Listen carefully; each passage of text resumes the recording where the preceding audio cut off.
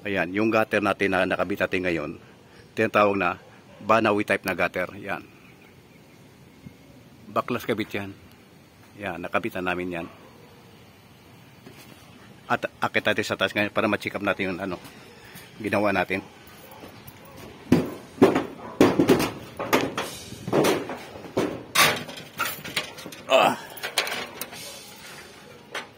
Yan, bagong down spot yan. Yan ang ito tinatawag na Banawi type na gutter.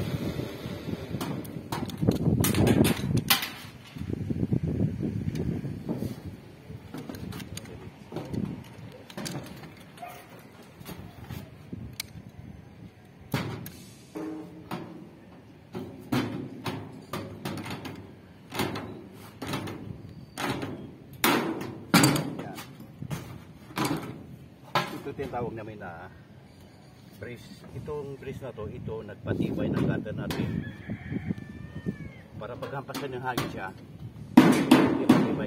matibay siya. Pangalawa, itong brace na to, yung brace na to, ito kumuha ng alignment ng gutter. Dito naman sa baba, mayroon tayong tinatawag na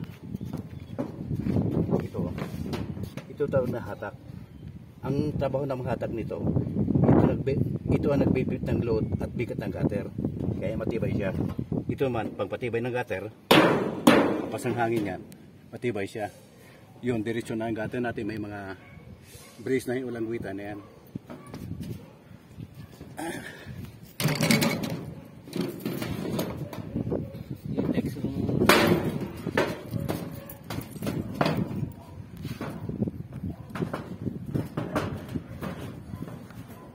Yan. Ngayon, dito na lang naman yung dahil yung yero natin, kasi nung pagbaklas namin ng gutter, ang yero namin inangat yan. Ngayon, babalik namin yung tekso ngayon.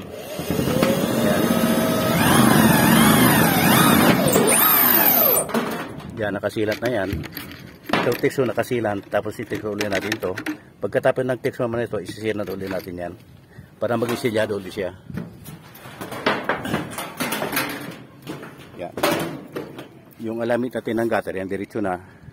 Gamit natin yung hatak, ulang guwita. Boss, isilyado mo yan boss pag ano ha?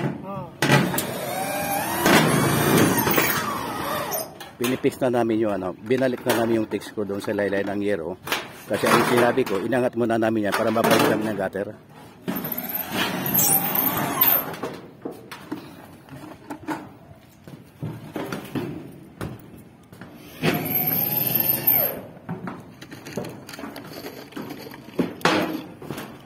Bago namin ano yan, pagbalik namin ng tekso na mayon yan, pinaikutan namin sealant yan. Ayos ba pagkasilant, boss? Lang. Ha? Ayos.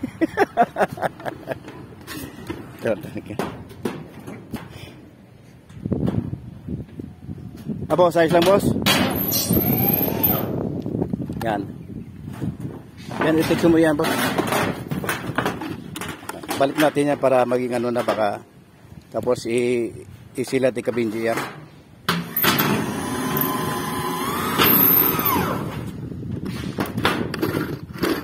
Yan.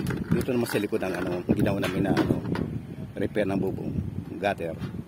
Yan. Ang daming mga tanim na mga saging. Yan. May isang palok pa, puno ng isang palok.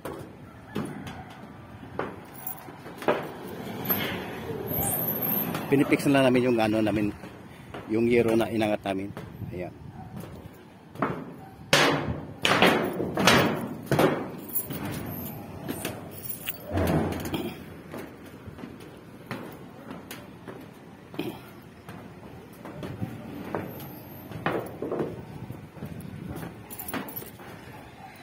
Tapos naman yung pagkabaklas kabit ng gutter, nakabit natin bagong gutter, yan, nilagay namin na screen. Kasi kaya nilagay naman yung screen yan kasi ang daming puno dito. Yan. Papaikutan namin yung paglagay ng screen yan. Yan ang screen ngayon. Ang ginamit namin na screen namin ngayon dyan, aluminum screen para talagang matatag siya. Kasi ang gutter natin stainless. Ang screen naman ginamit natin ngayon, aluminum screen na medyo ang butas niya medyo maliit para di makapasok yung dahon. Kasi yan, sa dami kasing dahon dito sa ano, paikot ng bahay na to. Ayan. Itong harapan ng kabahayan ngayon, dito na nagilid tayo ngayon.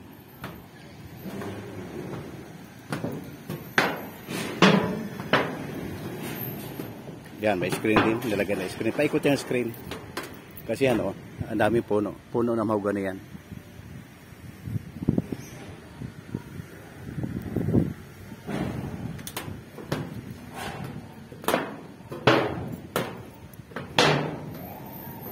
Yan, itong side na to. Itong likod, ito namang likod na side. Yan. Yung aluminum screen, nakaprepara na, idugtong na namin doon sa doon kabilang dulo.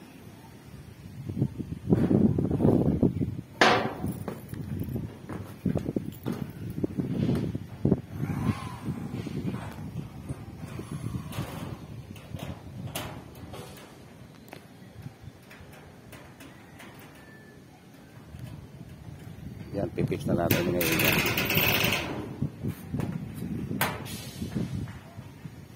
Yan, muli, maraming salamat sa mga pagsuporta nyo.